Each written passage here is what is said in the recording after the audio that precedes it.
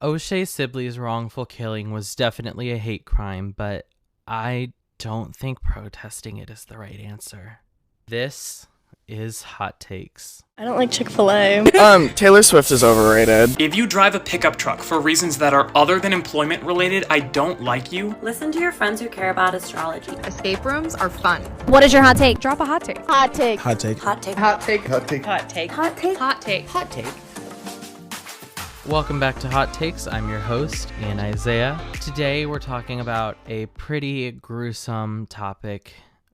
So if talking about death or anything related to it is going to be a trigger for you, I would advise you to click off the video now, because today we're going to be talking about O'Shea Sibley. Now, I had originally wanted to do this video sooner than I am, but I wanted to wait until all the facts came out just to make sure that this was indeed a hate crime.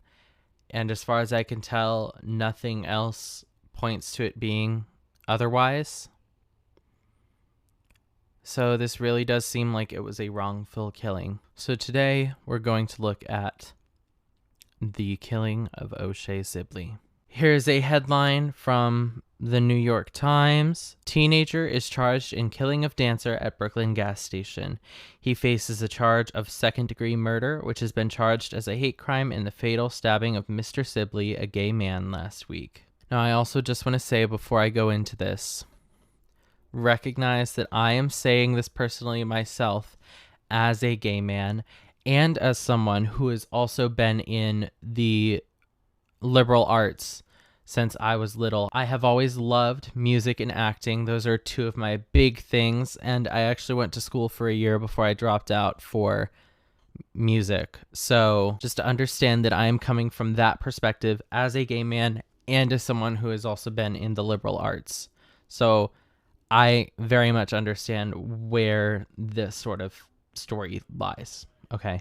A 17-year-old has been charged with murder in the killing of O'Shea Sibley, who was stabbed to death on July 29th after a dispute over his dancing at a Brooklyn gas station. Mr. Sibley, a gay man who was a professional dancer and choreographer, was returning from New Jersey to his home in Brooklyn with 4 friends that night when the group stopped at a gas station in the Midwood neighborhood, the police said on Saturday. As they filled up their car, they played Beyoncé's Renaissance album and began dancing, at which point a group of men approached and told them to stop. I just have to say that album was really good. I didn't listen to it until a friend told me about it, and I was like, can't believe I was sleeping on Beyonce. Anyway, we can see on the video the heated verbal dispute quickly turns physical. Joseph Kenny, an assistant chief at the New York Police Department's Detective Bureau, said at a news conference with Mayor Eric Adams announcing the arrest. The men yelled homophobic slurs and anti-black statements at Mr. Sibley, who was black, and his friends, Mr. Kenny said, all while demanding they stop dancing. Bystanders acted as peacemakers, and the men shouting at Mr. Sibley's group began to disperse, Mr. Kenny said, except for the defendant. Video of the encounter, which lasted about 4 minutes, shows the teenager stabbing Mr. Sibley once in the chest, damaging his heart, Mr. Kenny said. A witness said the teenager then jumped into a Toyota Highlander that sped off. Mr. Sibley was taken to Maimonides. Forgive me if I mispronounced that, New Yorkers.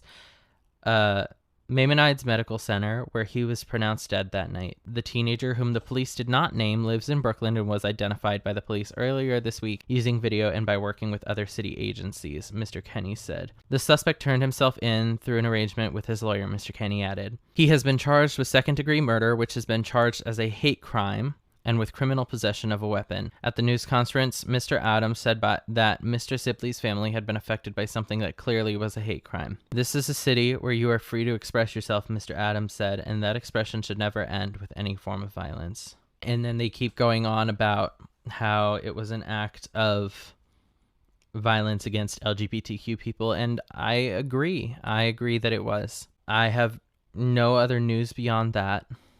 And it's just like, this is totally unacceptable. If you don't like the music that somebody is playing, it's one thing to ask them to stop, but it's a totally other thing to stab them over it. This is absolutely insane. First off, if you're out in public and somebody's playing music, you really, in my opinion, just leave them alone and move on. It does not affect you.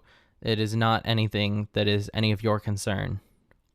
So you should not be messing around with them. This is just completely unacceptable. It really is. Now I'm going to read a little bit from Fox 29 Philadelphia. Suspect in stabbing death of O'Shea Sibley has turned himself into police, sources say. A suspect in the deadly stabbing of O'Shea Sibley during a confrontation of a New York City gas station has turned himself into the police, according to law enforcement sources. Sibley, 28, was fatally stabbed during an encounter with another group last weekend while filling up at a gas station in Brooklyn, police in New York reported. Investigators say Sibley, an openly gay man, and his friends were dancing to music when they were confronted by a group of men who allegedly used homophobic slurs and ordered them to stop. When Sibley moved toward them and spoke, police say he was stabbed multiple times and pronounced dead at a local hospital. The fatal stabbing is being investigated as a hate crime, police said. Sibley moved from Philadelphia to New York City before the COVID pandemic in search of dance and choreography opportunities. He formerly attended the prestigious Philadanco, and again, if I mispronounced it, I apologize to the Philadelphians, as a teenager. In the wake of his death, vigils of remembrance and rallies for justice organized in New York City. Sibley's father, Jake Kelly, spoke glowingly of his slain son's spirit in an interview with Fox 29. O'Shea was more like a peacemaker. If you were with him and somebody was trying to do something to you, he'd try to defuse the situation. That's what it looks like he was doing there, Kelly said. It's horrible. It really is. It's really horrible. Now I'm going to go to X. I hate that name, but... Now this here is a video of black queer people protesting by dancing in the streets. And honestly, if we're going to protest, this is the right sort of protest. I actually agree with this and support it 100%. I love this. This is amazing. This person said, "It's so beautiful that a queer black man is being honored and brought out other people just to be themselves. But it sucks that he had to be murdered for this to happen. America needs to change now." This is where I start to draw the line. And I don't want to say this, but it's just true only because other things also happen in this nation. And I agree with that statement 100%. But this brings up my first point as to why protesting might not be the answer. So many other people in this nation are killed every single day, wrongly, but there's never any mention of them. But because this guy is a black queer man, it gets mentioned in the news. And I say this with a heavy heart. I really do care about this situation. But I also think that if we're going to talk about this situation, we need to talk about the other acts of violence that happen in this nation every single day. Because it's unacceptable. It is true. America does need to change. But it's really out of our control. It's not something we can do. And you say, well, we got to take away gun laws. We got to take away gun law. This was a stabbing. Are we going to take away knives? I mean, where is it going to stop? It doesn't matter if you have gun laws in place or not, because people will find a way to get them. And before they're found, it'll be too late. It's just like how for years and years and years before drugs were legalized in this country, people were still using them. People still got them. Do you think it's going to change because it's guns now instead of drugs? And that's what I find unbelievable about the situation. So I originally actually had 3 points, but now I have 4 after looking at the video surveillance footage. These people who are the aggressors appear to be, I don't want to make any assumptions because the video footage is a little hard to see. The color is very washed out, but they appear to be Latino. So the racial slurs point is a little interesting to me if these are Latino people. But anyway, that's aside. I never thought about that one. I'm just looking at the video now and I'm like, if the news, like the New York Times articles seem to be trying to also make this a black on white or a white on black crime as well as a queer hate crime. If anything, it's Latino on black. So I just want to make that very clear.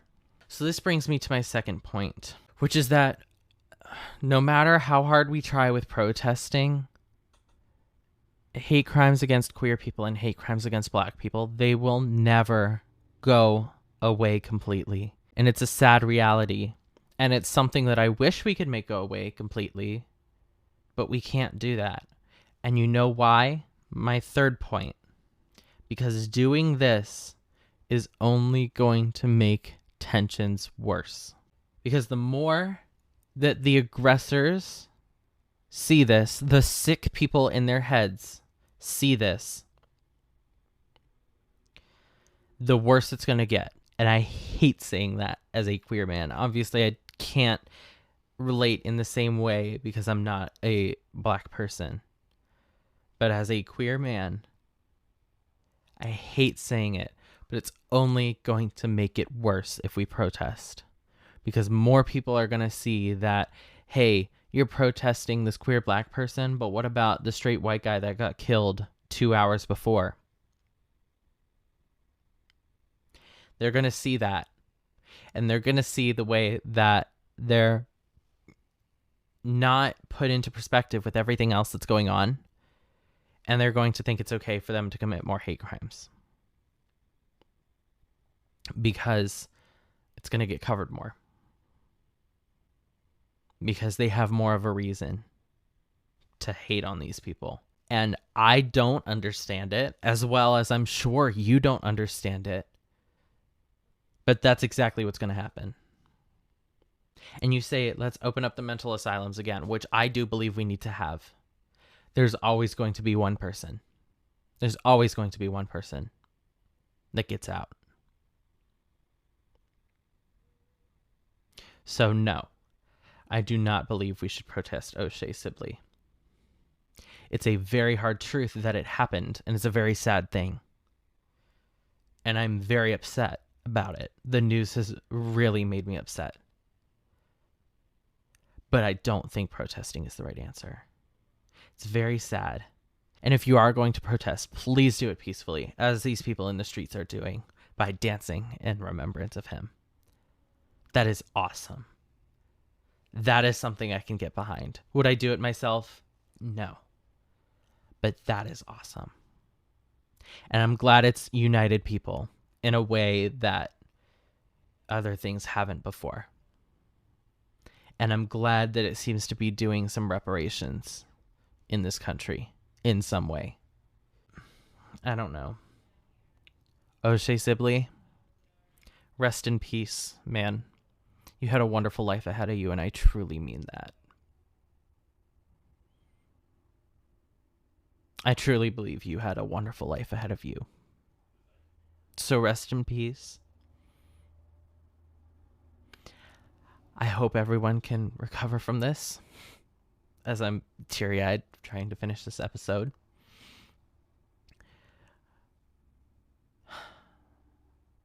I'm glad that the news is getting out there.